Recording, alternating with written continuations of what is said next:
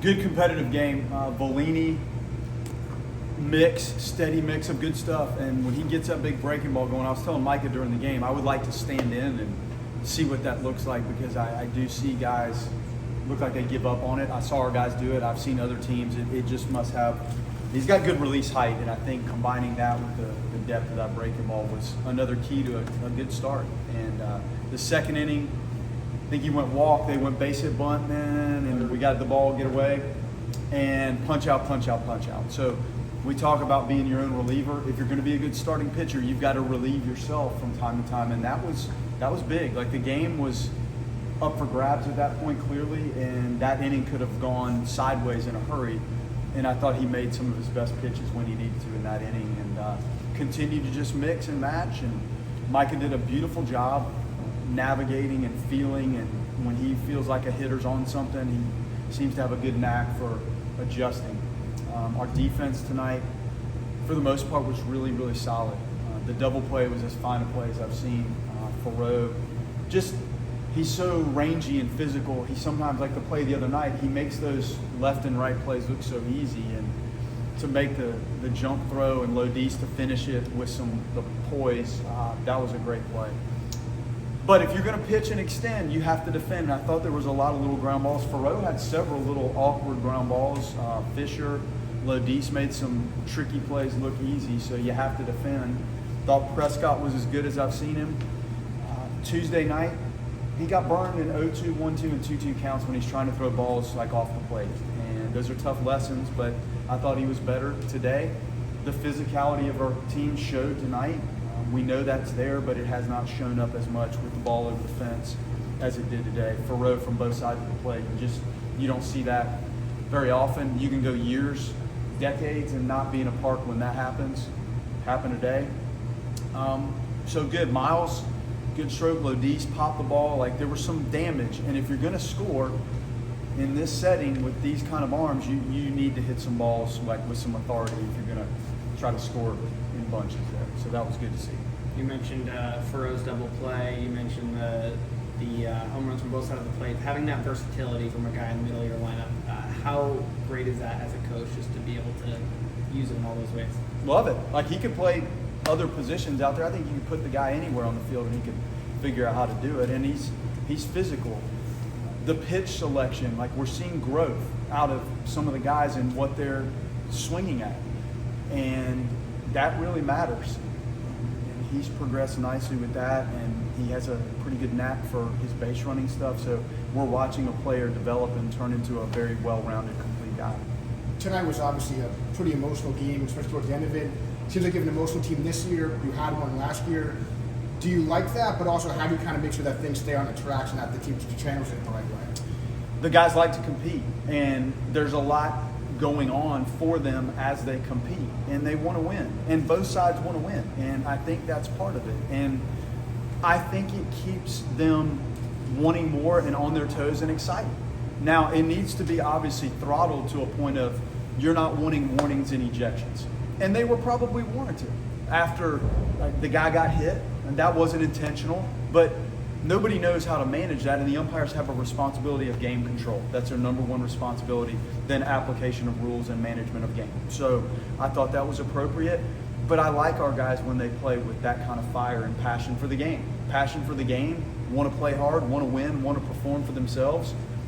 For the fans, like, that says a lot about the guys. I think, like, after that moment, like, Peyton runs 97 inside corner, then Joey Colleen's the first guy to welcome him as he comes off the mound. Just, I guess that level of chemistry, camaraderie that you have with this team so early on. What's that all about? Well, I think it does go back. They have a common goal, and the goal is to walk out of here 1-0. And it's interesting as you look at the team. I think in this era, at least for me, and I think when we were talking to Mike football, like, it's about half new. Because you have so many transfers. You're talking about guys who were playing in other college programs last year. So the culture and pulling in the same direction is clearly there. And that does matter, because this is not easy. And there's moments when you need everybody in that dugout to pull you through some tough stuff. And you see the guys doing that. And they're working hard, and they fight for what's going on out there. And that's a good trait. 3 hits for Jackson today. The bunt single, I think he was on base 4 times. Just how big is a day like that for him? It's great, and he's gosh, I look at the walk to strikeout ratio, and it's as good as you could ask for, really. And he's had some tough luck, but you have to create your own luck, and the only way to do it is by continuing to have good at bats and good pitch selection, and stay within yourself, and that's what he did. That was his game today. Like he showed his game. Like for a catcher to base hit bunt, if it's available to you, then do it. And it might have helped Gage later in the game because they might have started to respect it a little bit more when Gage chopped that one. But it was good for Jackson. He needed that. I'm sure he's in there happy as can be. Max had 3 walks today. It was almost a season total. He came into today with 4. Did you have a conversation with him? It seemed like kind of changed his approach and took more than normally. He's pretty aggressive.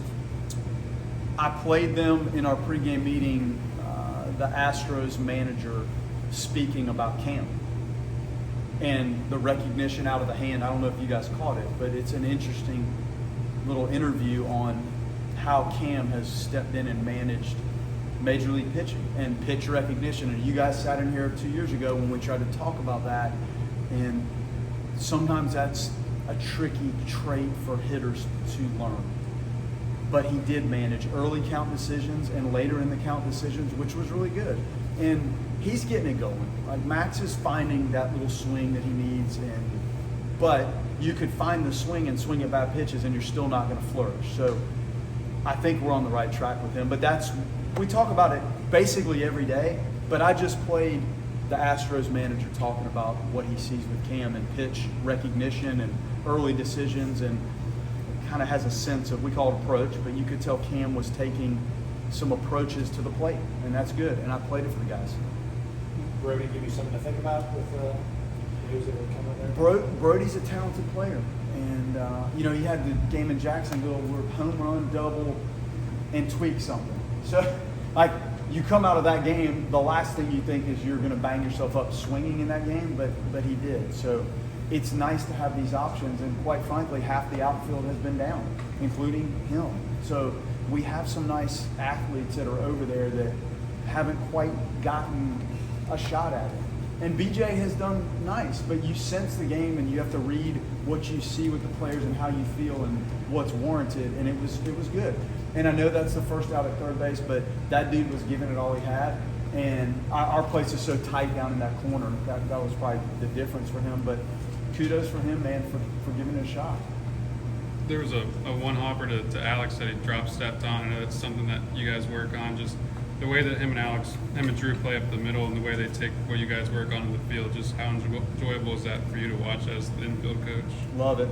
I love it. That little drop step's a tricky play, and you can't really fungo that, and I've started to use the machines like you guys have probably watched, and I can create the top spin. And he made 2 plays today that were difficult infield plays look easy. And the game clock, you could feel that he has an understanding of the runner, where he is, what he needs to do to deliver the ball. So it's fun.